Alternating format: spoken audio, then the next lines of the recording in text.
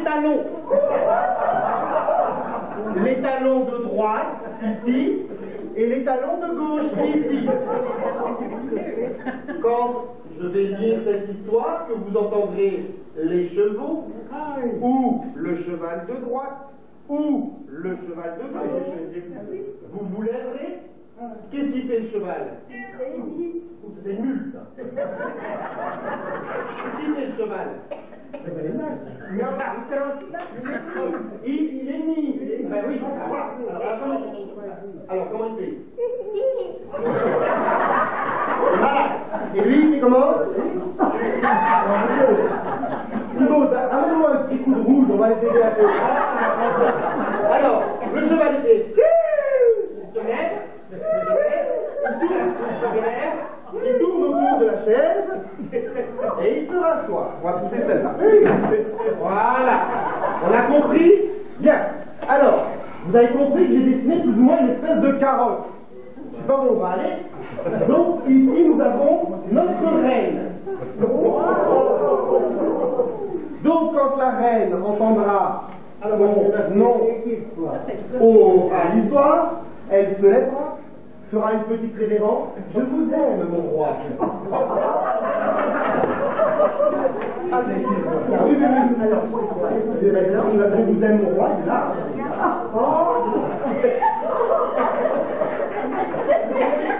Je vous aime, mon roi, je vous tourne autour de la chaise, on fait un essai. On répète.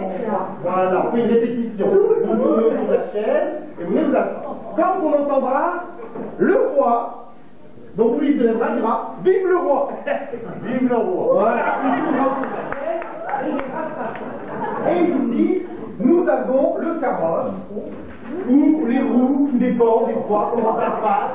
Des fois c'est la roue droite, des fois c'est la roue gauche. Alors, les roues elles font quoi sous carrosse? La roue faite aussi, c'est pas la même chose. Ça c'est plus tard dans la nuit, Isabelle. Elle grince, alors la roue quand elle grince, elle fait quoi? Alors c'est un dérapage au chemin, hein. Dans le dérapage, ça fait. Oui.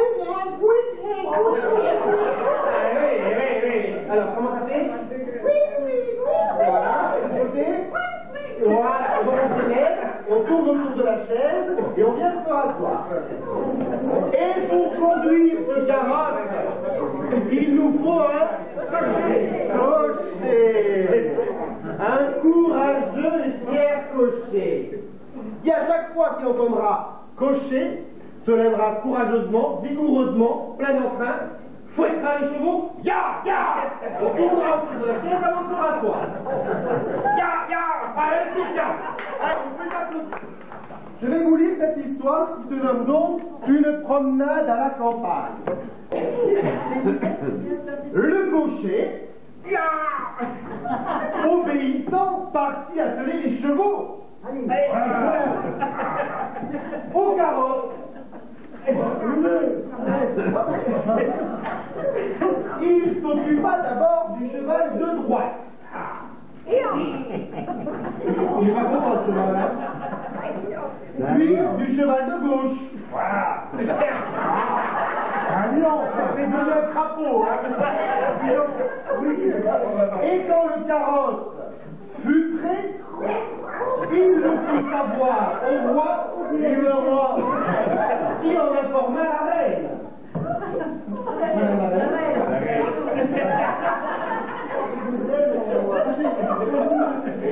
Allez, on y va, le roi, vive le roi, et la reine.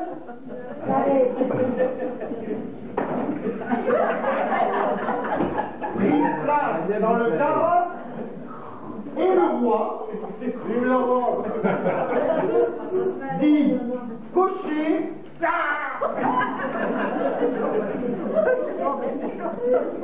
Cocher,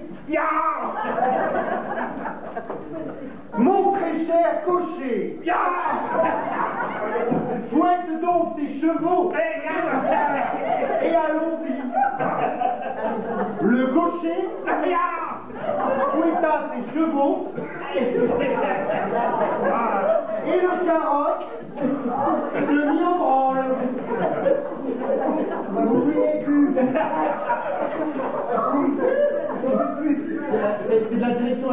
cheval.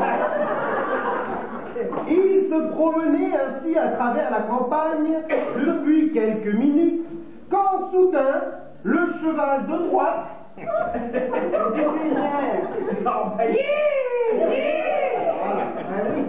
se mit à boiter. Le roi interpella le cocher et lui dit: Cocher,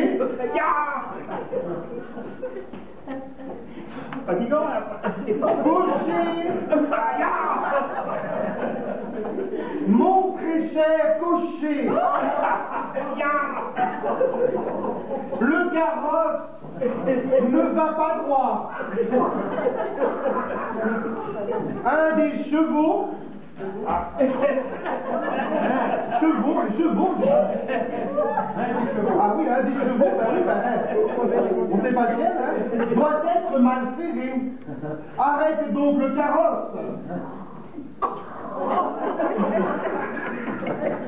C'est quoi ces roues? J'ai jamais entendu des roues couiner comme ça. J'ai l'impression d'entendre ma chienne qui ronfle. Oui. Voilà. Au fond, ils n'entendent pas, je vous rappelle. Hein. Ils sont sourds d'un côté et malentendants de l'autre. Alors, donc j'en étais où? Arrête donc ton carrosse et regarde un peu ce qui ne va pas avant que notre reine se sente mal.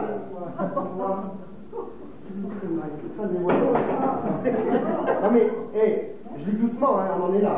Hein. On va accélérer un peu, hein. Le cocher, fit donc ce que le roi lui avait demandé et arrêta le carrosse. Il regarda sous les sabots du cheval de droite, qui avait en effet une petite épine qui le gênait. Le cocher le soigna et remonta dans le carrosse, fouettant les chevaux. Il repartit. Ça y est, le carrosse est en train de foutre le camp. Le roi cria. Cocher,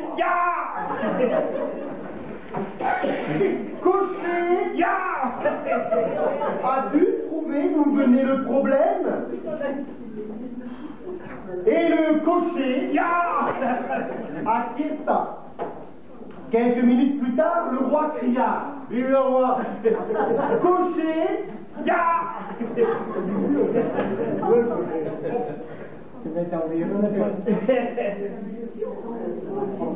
Cocher, allez.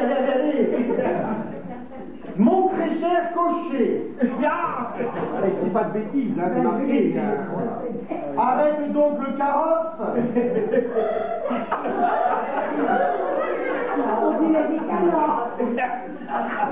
Qui ont eu le plomb dans l'aile, hein. La reine. Vous essoufflez un peu. Cette promenade, elle commence à être longue, hein. Le cocher, il est en forme, le cocher, hein. S'exécuta et arrêta les chevaux. Le roi, vive le roi, et la reine,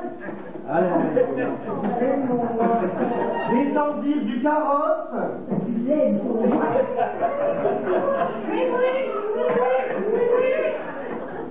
Et firent quelques pas quand soudain le temps se gâta. Un orage éclata et en quelques secondes, le roi, la reine, le cocher, le carrosse et les chevaux furent trempés de la tête aux pieds. Cocher, cocher, aide la reine à remonter dans le carrosse et ramène-nous vite au château. Le cocher et donc la reine Et fouetta les chevaux qui, effrayés par l'orage, se mirent à galoper à travers champs, entraînant avec eux le carrosse et ses occupants. Cocher,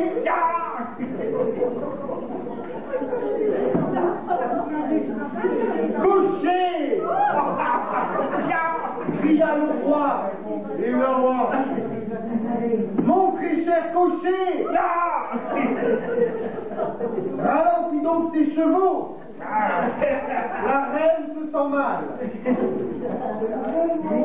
Et le carrosse ne me semble pas très solide. Le cocher fit de son mieux pour ralentir les chevaux. Paniqué, et une fois de plus, le carrosse manqua de se renverser dans le fossé. Finalement, secoués mais sains et saufs, tous arrivèrent au château. Carrosse et chevaux, roi et reine, et le cocher trempé jusqu'au dos. Le cocher ouvrit la porte du carrosse et aida le roi et la reine à descendre. Puis le roi lui dit: cocher,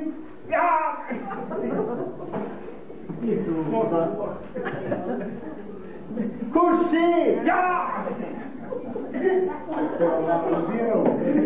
mon très cher cocher, détaille vite les chevaux et ramène le carrosse à sa place. Ah, il fouille plus.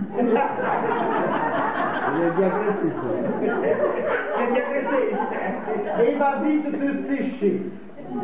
Merci, mon beau cocher. Ce fut une belle promenade, n'est-ce pas, ma chère reine? Excusez-moi. Après une telle journée, notre cocher méritait bien une pause. Quelle dure vie que celle d'un cocher. On peut les applaudir bien fort.